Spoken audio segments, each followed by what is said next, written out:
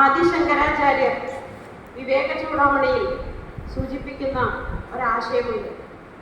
ഒരു മനുഷ്യന് ജീവിത വിജയത്തിന് 3 ഘടകങ്ങളുണ്ടാകാം: മനുഷ്യത്വം, മുമുക്ഷത്വം, മഹാപുരുഷ സംശ്രയം.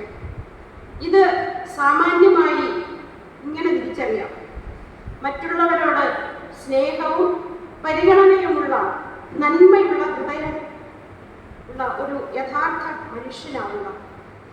ജീവിതത്തിൽ ഉന്നത വിജയം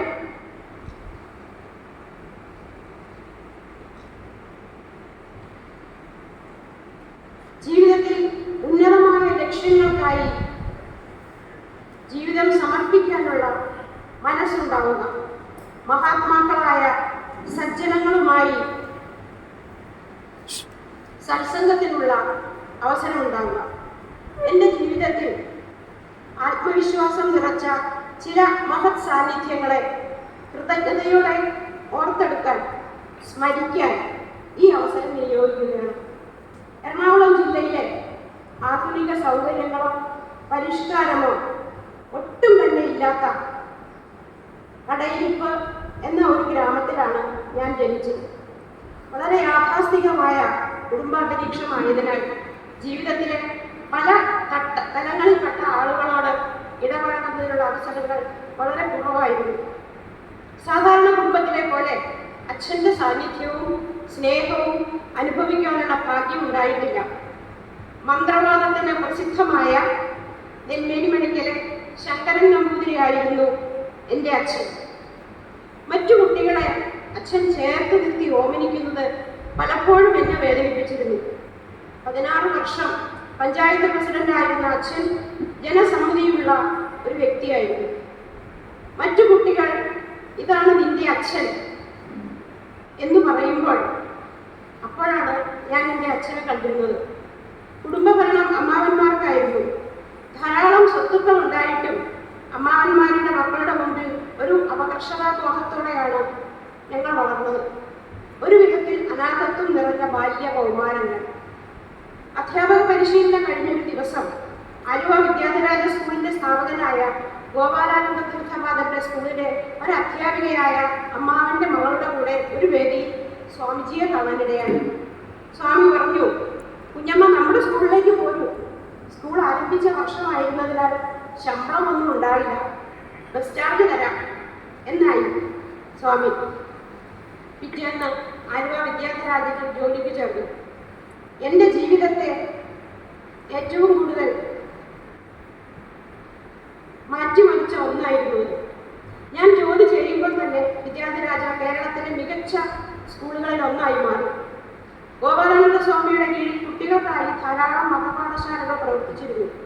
KCBയുടെ ഇടുക്കി ജലവൈദ്യുത പദ്ധതിയുടെ ഭൂഗർഭ പവർ ഹൗസ് സ്ഥിതി ചെയ്യുന്ന മൂലമറ്റത്തും അത്തരമൊരു ക്ലാസും ആശ്രമത്തിന്റെ ആധ്യാത്മിക പ്രവർത്തനങ്ങളും നടത്തി വരുന്നത് MRS മേനോൻ സാറായിരുന്നു. ഒരു വർഷം കുട്ടികളുടെ ഒരു ടൂർ ഇടുക്കിയിലേക്ക് വെച്ചു. ഇടുക്കിയിലും ഒരു വിദ്യാധിരാജ സ്കൂൾ ഉണ്ടായിരുന്നു. കുട്ടികളുടെ കൂടെ പോകാൻ മറ്റുള്ളവരുടെ കൂടെ ഞാനും ഉണ്ടായിരുന്നു. മൂലമറ്റത്ത് ചെന്ന് MRS മേനോൻ ഉണ്ടാവും എന്ന് സ്വാമി പറഞ്ഞു ഏൽപ്പിച്ചു. അങ്ങനെയാണ് ഞാൻ മൂലമറ്റത്ത് വെച്ച് അദ്ദേഹത്തെ പരിചയപ്പെടുന്നത്. എന്നോട് പേരും നാടും മാത്രമേ ചോദിച്ചുള്ളൂ. യാത്ര കഴിഞ്ഞ് കുറച്ച് ദിവസം കഴിഞ്ഞ് ഒരു ദിവസം വല്യമ്മാവൻ വീട്ടിൽ വന്ന് എന്നെ വിളിച്ചു. എന്താണ് നീ മൂലമറ്റത്ത് പോയിട്ട് കുഴപ്പമുണ്ടാക്കിയത്? ആദ്യം ഞാൻ ഭയപ്പെട്ടു. കടയിരിപ്പിനടുത്ത് പഴന്തോട്ടത്തിൽ നിന്ന് ഒരു പങ്കജാക്ഷൻ മാഷ് MRS മേനോൻ സാറിന്റെ മൂലമറ്റത്തെ ക്വാർട്ടേഴ്സിൽ താമസിച്ചിരുന്നു. അദ്ദേഹം വിവാഹാലോചനയുമായി വന്നതാണ്. യാത്രയിൽ അമ്മാവന്റെ മകളും ഉണ്ടായിരുന്നതിനാൽ ഉള്ളിൽ അമ്മാവന് കുറച്ച് വിഷമവും ഉണ്ടായിരുന്നു. ആ വിവാഹം എൻ്റെ ജീവിതഗതിയെ മാറ്റിയ ഒന്നായിരുന്നു. വിവാഹത്തിന് ശേഷമാകട്ടെ ഒരു വലിയ കുടുംബത്തിലേക്കാണ് ഞാൻ എത്തിയത്. സ്വന്തം കുടുംബാംഗങ്ങൾ മാത്രമല്ല, സാത്വികരായ വലിയൊരു സുഹൃത്ത് വലയവും സന്യാസിമാരും കലാ സാംസ്കാരിക പ്രവർത്തകരും എല്ലാം ഉൾപ്പെടുന്ന ഒരു വലിയ കുടുംബമായിരുന്നു ശ്രീ MRS മേനോൻ സാറിൻ്റെത്. അക്കാലത്ത് അദ്ദേഹം KCBയുടെ മൂലമറ്റം ഭൂഗർഭ പവർ ഹൗസിന്റെ ഓഫീസിലായിരുന്നു. അന്ന് 100 കണക്കിന് കുട്ടികൾ ശിഷ്യരായി ഉണ്ടായിരുന്നു. അന്ന് അവരിൽ നിന്ന് ശീലിച്ചതാണ് ഈ മേനോൻ സാർ വിളി. ആ വലിയ ലോകം എൻ്റെ ചിന്തകളെയും ജീവിതത്തിലെ കാഴ്ചപ്പാടുകളെയും ഏറെ സ്വാധീനിച്ചിട്ടുണ്ട്. മൂലമറ്റത്ത് ഒരു മലയുടെ മുകളിൽ ചട്ടമ്പിസ്വാമി പരമ്പരയുടെ ഭക്താനന്ദ ശബരിയാശ്രമം ഉണ്ടായിരുന്നു. അവിടുത്തെ ആചാര്യനായ മാധവാനന്ദ തീർത്ഥപാദ സ്വാമികളാണ് ഞങ്ങളുടെ ജീവിതത്തെ സ്വാധീനിച്ച മറ്റൊരു സന്യാസി. നല്ല ഒരു സാധകനും ജ്ഞാനിയുമായിരുന്നു. സ്വാമി സമാധിയാവുന്നതുവരെ നല്ല ബന്ധവും പുലർത്തിയിരുന്നു. മൂലമറ്റത്ത് വെച്ച് തന്നെ ബന്ധപ്പെട്ട വടക്കാഞ്ചേരി ജ്ഞാനാശ്രമത്തിലെ സ്വാമി ദയാനന്ദ തീർത്ഥ ഞങ്ങളുടെ ജീവിതത്തിൽ കടന്നു വന്ന മൂന്നാമത്തെ സ്വാമിയാണ്. ഗീതയിലും ഉപനിഷത്തുകളിലും അഗാധ പാണ്ഡിത്യമുള്ള സ്വാമിയെ മൂലമറ്റത്ത് ഒരു ഗീതാജ്ഞാനയജ്ഞത്തിലാണ് പരിചയപ്പെട്ടത്. ഭാരതീയ തത്വചിന്തയിൽ എന്ന പോലെ ഇംഗ്ലീഷ്, മലയാളം, സംസ്കൃത സാഹിത്യത്തിലും പണ്ഡിതരായിരുന്ന സ്വാമിക്ക് കഥകളിയിലും കേരളീയ ക്ലാസിക്കൽ കലകളിലും ആഴത്തിൽ അറിവുണ്ടായിരുന്നു. സ്വാമി പൂണിത്തുറ ഞങ്ങളുടെ ഭവനത്തിൽ ഒരു സ്ഥിരം സന്ദർശകനായിരുന്നു. സന്യാസി എന്നതിലുപരി ഞങ്ങളുടെ കുടുംബക്കാരനവരെ പോലെയായിരുന്നു സ്വാമി.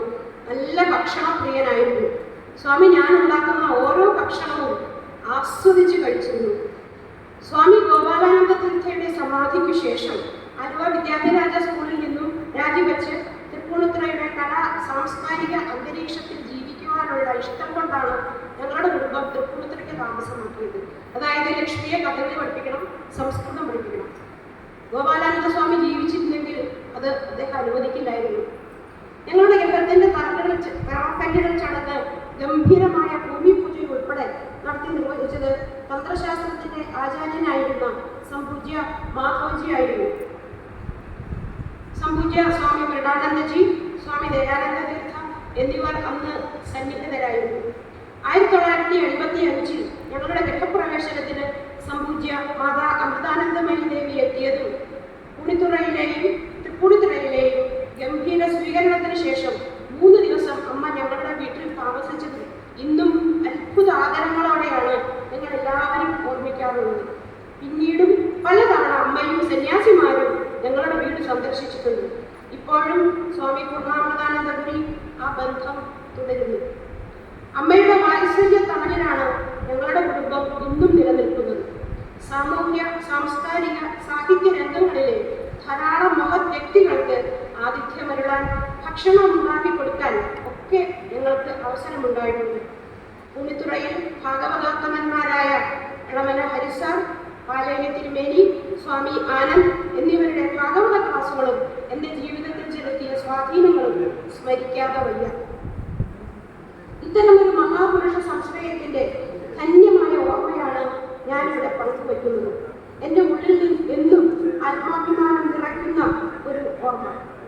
1983 ഞാൻ തൃപ്പൂണിത്തുറ ചിന്മയ വിദ്യാലയത്തിൽ അധ്യാപികയായി ചേരുന്നത്. ഇന്ന് എറണാകുളം ജില്ലയിലെ മാത്രമല്ല കേരളത്തിലെ തന്നെ മികച്ച വിദ്യാഭ്യാസ സ്ഥാപനമായി മാറിയ തൃപ്പൂണിത്തുറ ചിന്മയ വിദ്യാലയത്തിന്റെ തുടക്കകാലത്തെ അധ്യാപികയായി ആ സ്ഥാപനത്തിന്റെ വളർച്ചയുടെ ഓരോ ഘട്ടത്തിലും പ്രാർത്ഥനാപൂർവം സാക്ഷിയാകാൻ എനിക്ക് കഴിഞ്ഞിട്ടുണ്ട്.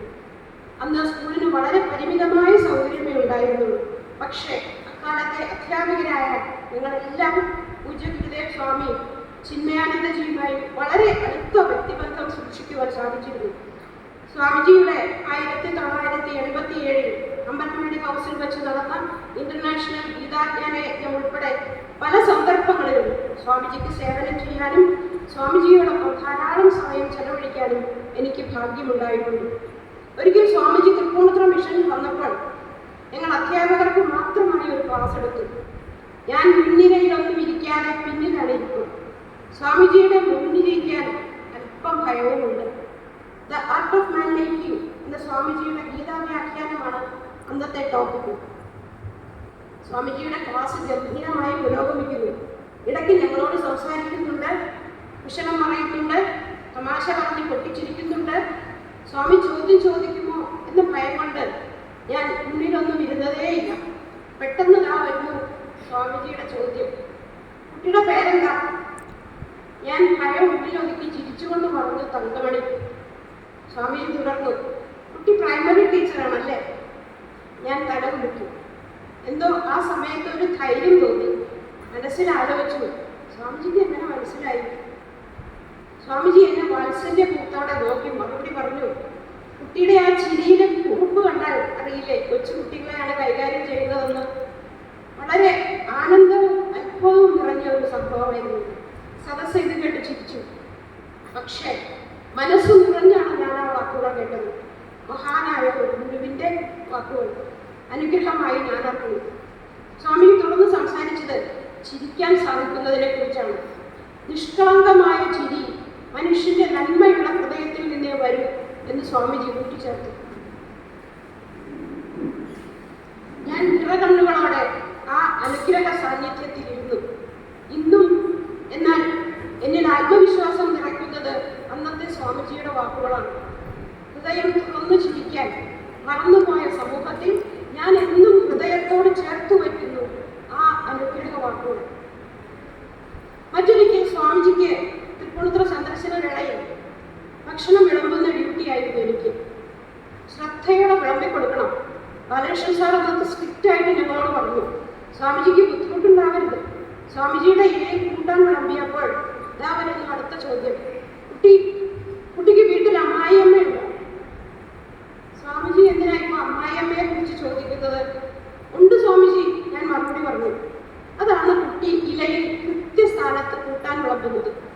കർക്കശക്കാരിയായ അമ്മായിയമ്മ ഉണ്ടെങ്കിലേ പെൺകുട്ടികൾ ഇതൊക്കെ ശീലിക്കും.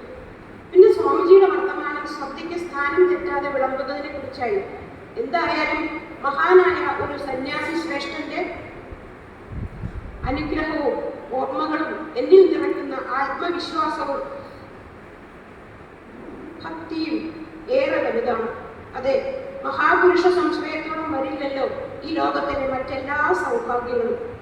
ഇന്നും അമൃതാനന്ദമയി ദേവിയും അമ്മയുമായി പുലർത്തുന്ന വ്യക്തിബന്ധം ജീവിതത്തിലെ ഒരു ശക്തിയാണ്. ഇത്തരം നല്ല നിമിഷങ്ങളോർത്ത് ഞാൻ എന്നും സന്തോഷിക്കാറുണ്ട്. മേൽപ്പുറത്തു നാരായണഭട്ടതിരി നാരായണീയത്തിൽ പറഞ്ഞ പോലെ മമ ഉത്തമ ശ്ലോക ജനേഷു സഖ്യം. ഗുരുവായൂരപ്പ, ഉത്തമന്മാരായ വ്യക്തികളുമായി എന്നും സഖ്യമുണ്ടാകുവാൻ അനുഗ്രഹിക്കണേ എന്ന് നമുക്ക് പ്രാർത്ഥിക്കാം. നന്ദി, നമസ്കാരം.